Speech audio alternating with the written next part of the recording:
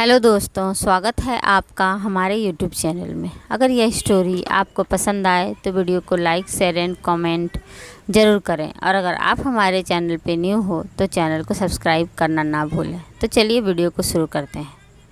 Door खोलने की आवाज़ सुनकर मन्नत अपनी सोच से बाहर आई और उसने जल्दी से डोर की तरफ देखा, लेकिन अभय ने एक नज़र भी उस ओर देखना ज़रूरी नहीं समझा, जैसे कि उसे पता हो उसके कैबिन में कौन आया है। पृथ्वी आर्यन का चेहरा गुस्से से लाल था। वो अभय को बहुत कुछ सुनाने वाले थे, लेकिन जैसे ही उनकी नज़रें अभय की मास्टर चेयर पर बैठी मन्नत पर गई, उनकी आंखें धधक उठी।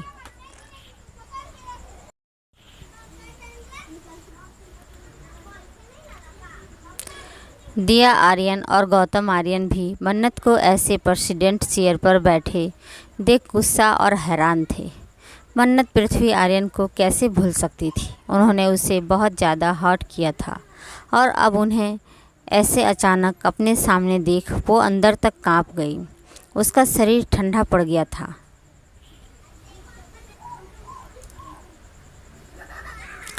अभय मन्नत के हर एक्शन और रिएक्शन को नोटिस कर रहा था, लेकिन वो कुछ करने के बजाय बस उसे एक टक देख रहा था।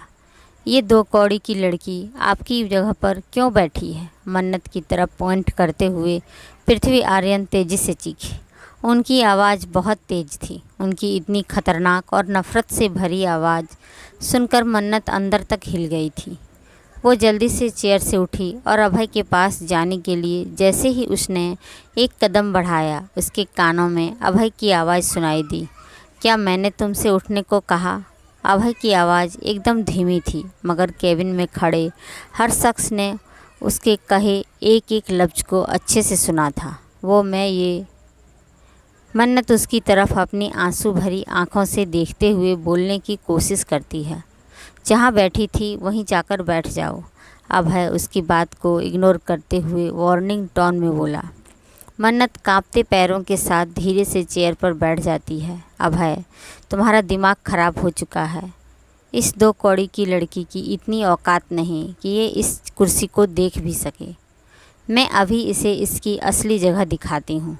दिया आर्यन गुस्से और जलन से बोली और मन्नत के करीब जाकर जैसे ही उसे उठाने वाली थी, कोई तेज़ी से उन्हें पीछे धकेल देता है।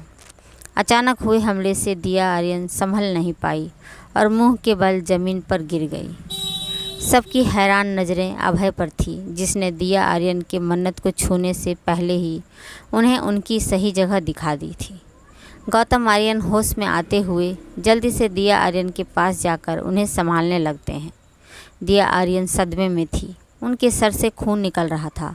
पृथ्वी आर्यन ने सब खामोशी से देखा, लेकिन इस बार उन्होंने कुछ कहा नहीं। उनके दिमाग में बहुत कुछ चल रहा था। अभय चेयर के हेड रेस्ट पर बैठते हुए मन्नत के हाथ को अपने हाथ में लेते हुए बोला, आई थिंक आप लोग मेरी लिटिल रोज से माफ़ी मांगने आए हैं। अभय पृथ्वी आर्यन को एक जहरीली मुस्कान के साथ देख रहा था। अभय, हम माफ़ी मांगने आए हैं। पृथ्वी आर्यन गौतम आर्यन की बात को बीच में काटते हुए बोले, तो आप किस चीज़ का वेट कर रहे हैं? अभय अपनी मुस्कान बरकरार रखते हुए बोला। पृथ्वी आर्यन की पकड़ अपनी छड़ी पर कस गई। उनके लिए ये दुनिया का सबसे मुश्किल काम था। आज तक वो किसी के आगे नहीं झुके थे, लेकिन आज उनके पोते ने जिस तरह से उन्हें इतना गुरूर था, एक मामूली सी लड़की के आगे झुकने को मजबूर कर दिया था। लड़की, हमें माफ़ कर दो। पृथ्वी आर्यन अपने दांत पीसते हुए बोले। डैड, गौतम आर्यन तेज़ आवाज़ में बोले। इससे अच्छी बात तो मैंने कभी सुनी ही नहीं। Mister Aryan, please once more. Leena मन ही मन एक्साइटेड होते हुए बोली। मन्नत कसकर हाथ पकड़ लेती है और वो बहुत डरी हुई थी। मन्नत कसकर अभय का हाथ पकड़ लेती है और वो बहुत डरी हुई थी। अभय अपने अंगूठे से उसके हाथ को जेंटली रब करते हुए मन्नत से बोला, शायद इन्हें तुम्हारा नाम नहीं पता, इन्हें अपना नाम बताओ। मन्नत डरते हुए उसे देखती है तो अभय उसे आंखों से इशारा करता है। मेरा नाम मन्नत है। मन्नत थोड़ा घबराते हुए बोली। वो अभी भी अभय को ही देख रही थी। आई थिंक आप समझदार हैं, अभय एक ईविल स्माइल के साथ पृथ्वी आर्यन से बोला। पृथ्वी आर्यन अपने गुस्से को काबू में करने के लिए कुछ पल अपनी आंखें बंद कर लेते हैं। हमें माफ़ कर दो मन्नत। पृथ्वी आर्यन अपनी आंखें खोलते हुए एक गहरी सांस लेकर बोले। Sorry for what? अभय अभी भी सेटिस्फाइड नहीं हुआ था। जो भी हमने तुम्हारे साथ किया उसके लिए हमें माफ़ कर दो मन्नत। पृथ्वी आर्यन गुस्से और बेइज्जती का घूंट पीते हुए बोले। क्या तुम इन्हें माफ़ करना चाहती हो? अभय मन्नत के बालों को सहलाते हुए उससे सॉफ्टली पूछता है, लेकिन मन्नत के कुछ कहने से पहले ही आगे बोला। लिटिल रेज ने तो आपको माफ़ नहीं की करना चाहती है। अभय आपने कहा था हमें इस लड़की से माफ़ी मांगनी होगी और हमने माफ़ी मांग ली। अब आप बात क्यों बढ़ा रहे हैं? इसी की वजह से आपने वो डील जाने दी, ये जानते हुए भी कि उससे हमारी कंपनी, हमारी रेपुटेशन पर कितना बुरा असर पड़ सकता है। आप तो ऐसे नहीं थे जितना आपकी आदत है, और इस बार आप जानबूझकर हार गए सिर्फ एक लड़की की वजह से। हमें आपसे ये उम्मीद नहीं थी, और आपने जो मेरी रोज़ को हर्ट किया, उसकी इंसल्ट की, ये जानते हुए भी कि how important she is to me. मुझे भी आपसे इतने कॉड एक्ट की हिम्मत नहीं थी।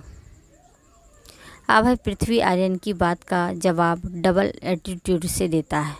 उसका मतलब साफ था, उन्हें उनके किए की सज़ा मिली है।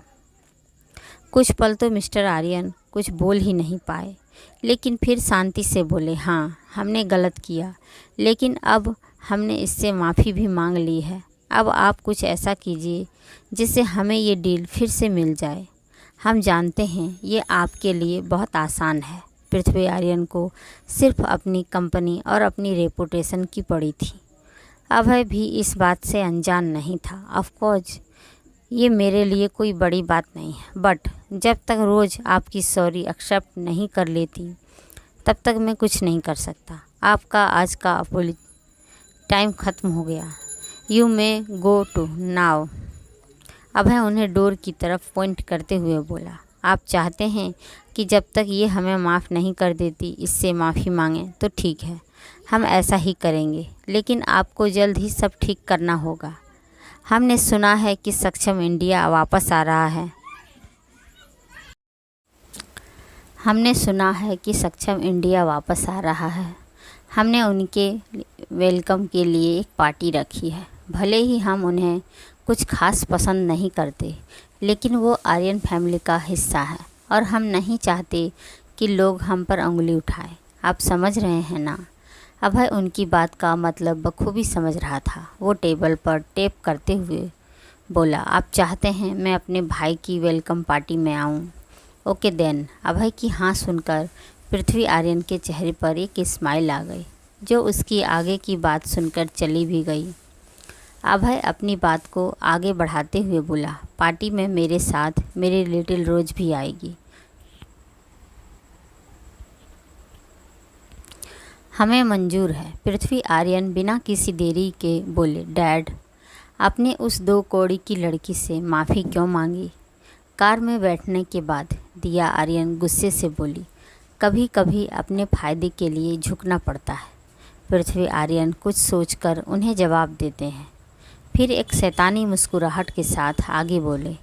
हम इतना तो समझ गए हैं कि वो लड़की अभय के लिए बहुत ख़ास है, इसलिए अब हमें समझदारी से काम लेना होगा।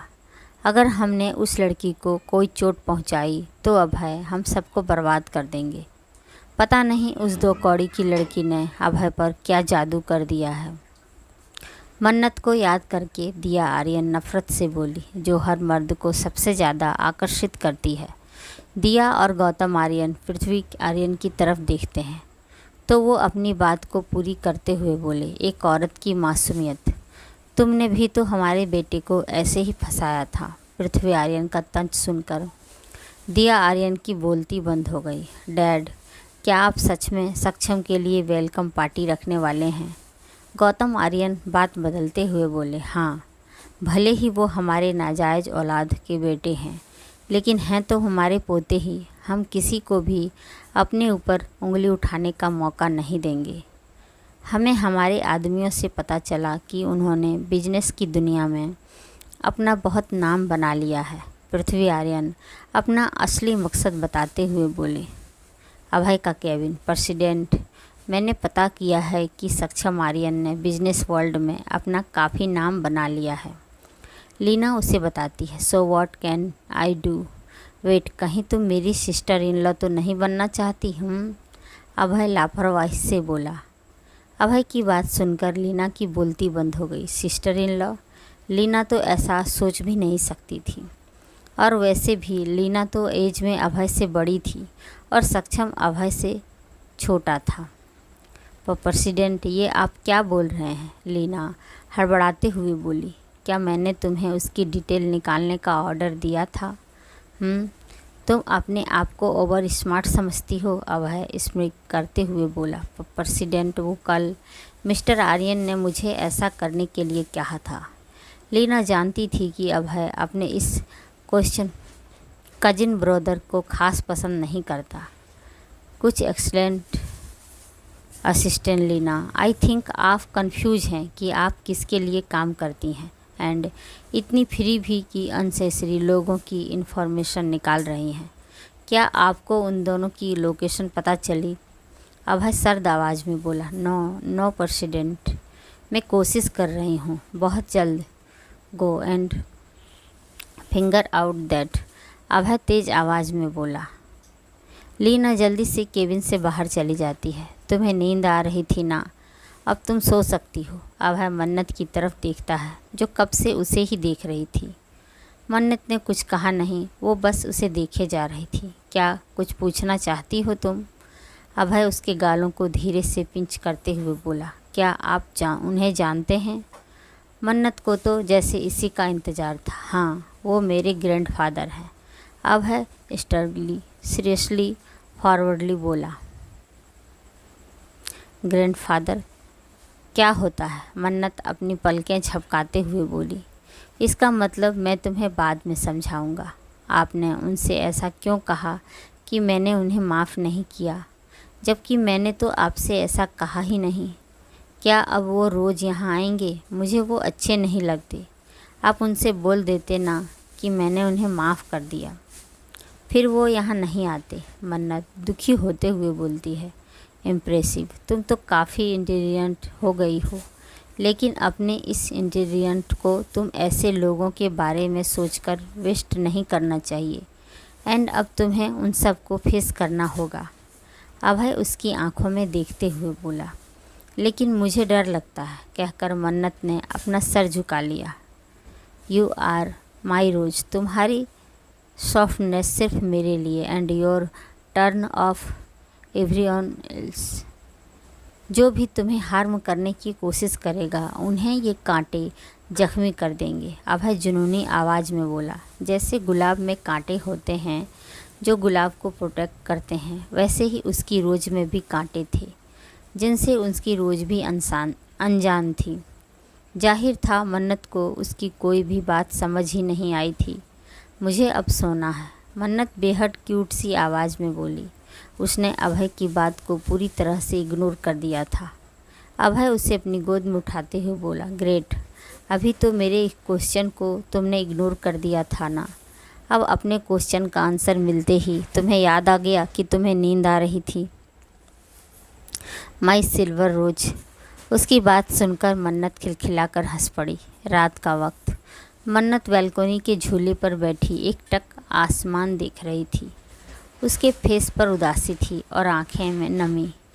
रूम में अभय अपने लैपटॉप पर कुछ काम कर रहा था। उसे पता था मन्नत स्टार्स को देख रही होगी। जब वो उसके प्राइवेट बंगलों में रहते थे, तभी इस टाइम वो यही किया करती थी। तभी कोई रूम का डोर नॉक करता है।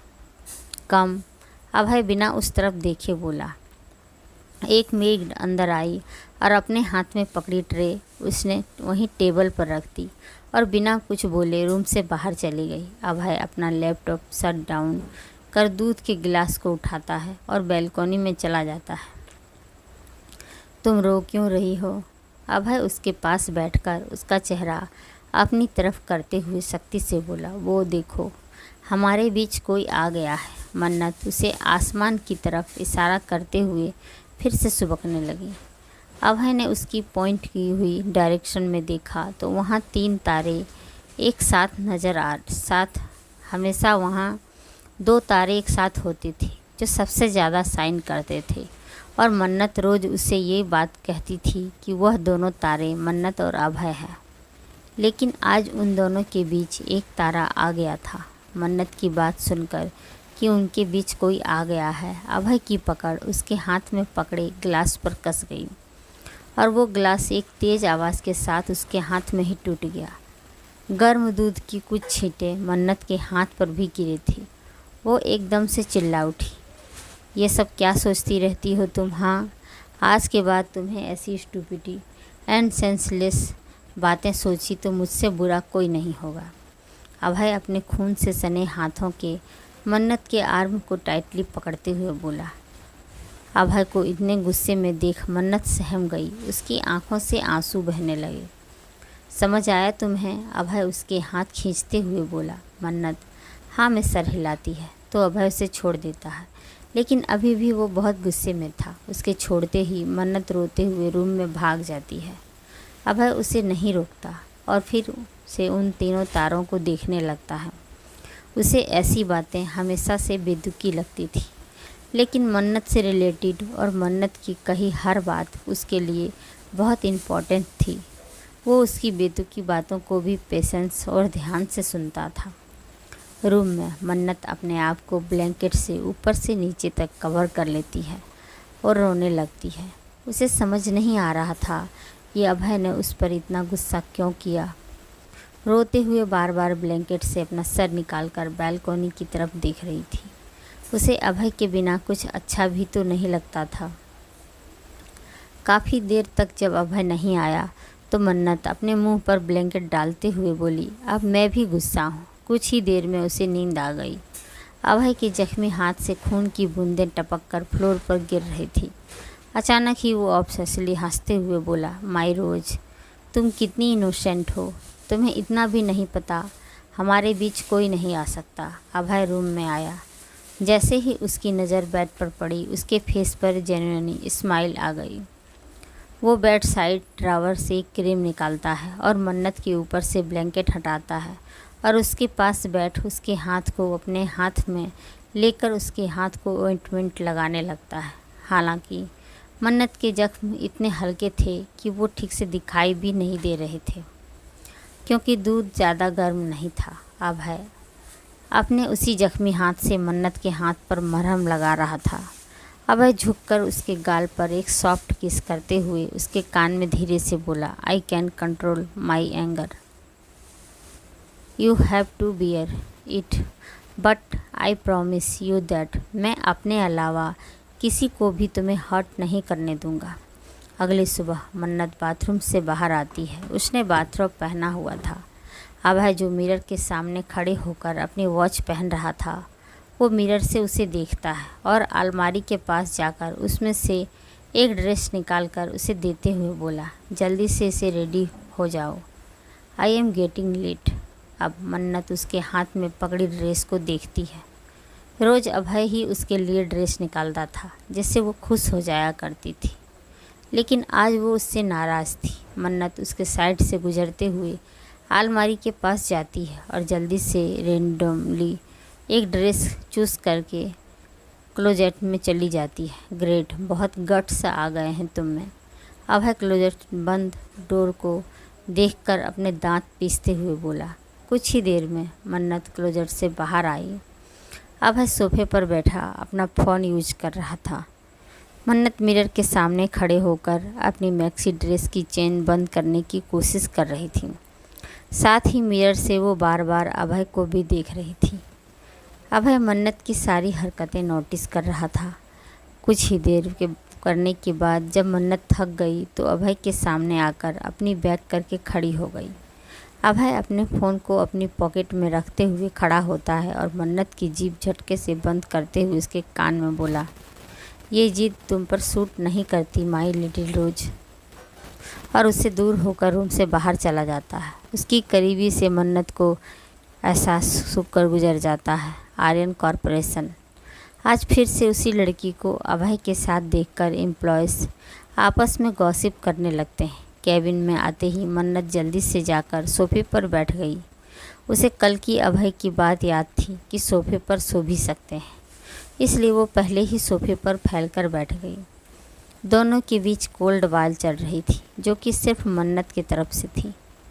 अभय उसकी इस हरकत को देखता है और अपना सर हिलाते हुए अपनी मास्टर चेयर पर जाकर बैठ जाता है।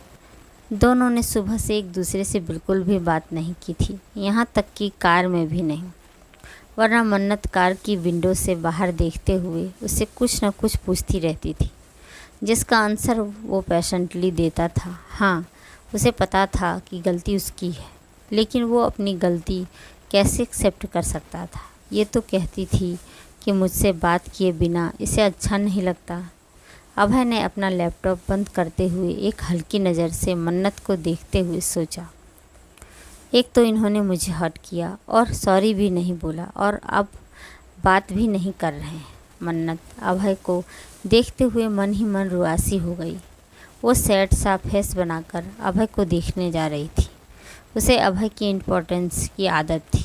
अभय को एहसास हो रहा था कि मन्नत उसे ही देख रही है और अब लगभग रोने की कगार पर है, लेकिन वो उससे कुछ नहीं कहता और उसकी तरफ एक नज़र देखता है।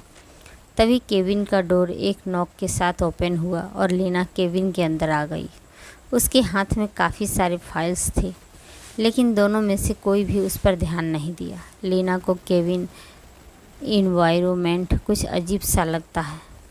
लीना अपने ख्यालों को साइड किए और फॉर्मल वाई में अभय से बोली, आप प्रेसिडेंट, ये कुछ करंट प्रोजेक्ट है, कॉन्ट्रैक्ट है, इन पर आपके सिग्नेचर चाहिए। उनकी बात सुनकर अभय ने अपना सर हिलाया और उसे इशारा किया। लीना ने सारी फाइल्स उसकी वर्किंग टेबल पर रख दिया। अभय एक एक करके उन फाइल्स को रीड करते हुए उन पर साइन करना रहा था। साथ ही साथ वो लीना को कुछ बता भी रहा था, जिसे ध्यान से सुनते हुए लीना उसे नोट कर रही थी। मन्नत उस दोनों को काम करते हुए देख रही थी। उसे बिल्कुल भी अच्छा नहीं लग रहा था कि अभय उस पर ध्यान नहीं दे रहा। प्रेसिडेंट, ये सिंघानिया इंडस्ट्रीज की प्रेजेंटेशन में काफ़ी सारे लूप होल्स है।